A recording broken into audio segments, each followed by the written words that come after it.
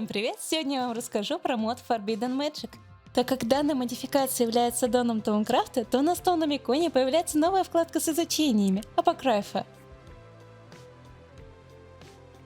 Также для новых крафтов нам понадобятся осколки. Осколок гнева выпадает при убийстве мобов в Нижнем мире.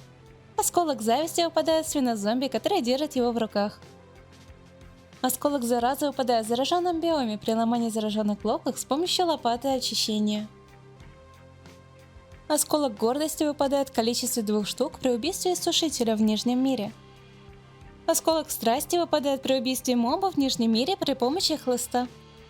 Осколок осушения выпадает при смерти мобов не от вашей руки, например, если моб разбился с высоты. Опять же, это должно произойти в Нижнем мире. Осколок жадности выпадает при ломании кварцевой руды с помощью зачарования удачи или при убийстве моба с зачарованием добычи. Осколок прожорливости выпадает, когда вы едите в Нижнем мире. Осколок зараженной крови выпадает, если вы с помощью связанного меча убиваете босса с зараженной щупальца. Выпадает в количестве 1 штуки с шансом 70%.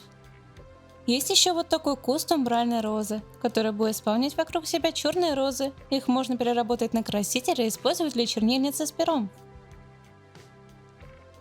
Топор собирателя черепов повышает шанс дропа голов при убийстве мобов. Хамелеоновые инструменты можно переключать режимы, тем самым меняя их зачарование. Всего есть 3 слота под зачарование. Кольцо насыщения будет повышать насыщение от каждой съеденной нами еды. Кольцо боли добавляет буфер 250 для хранения виз и при каждом получении урона будет восстанавливать запас виз.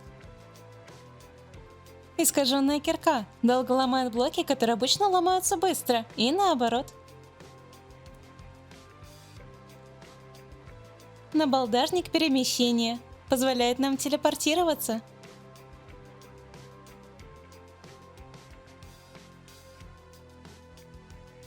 Также данный мод позволяет нам спавнить мобов. Для этого нам потребуются адские вилы и пустой кристалл импринтинга.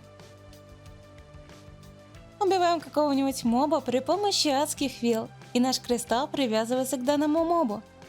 А также тут указан аспект, который будет служить топливом.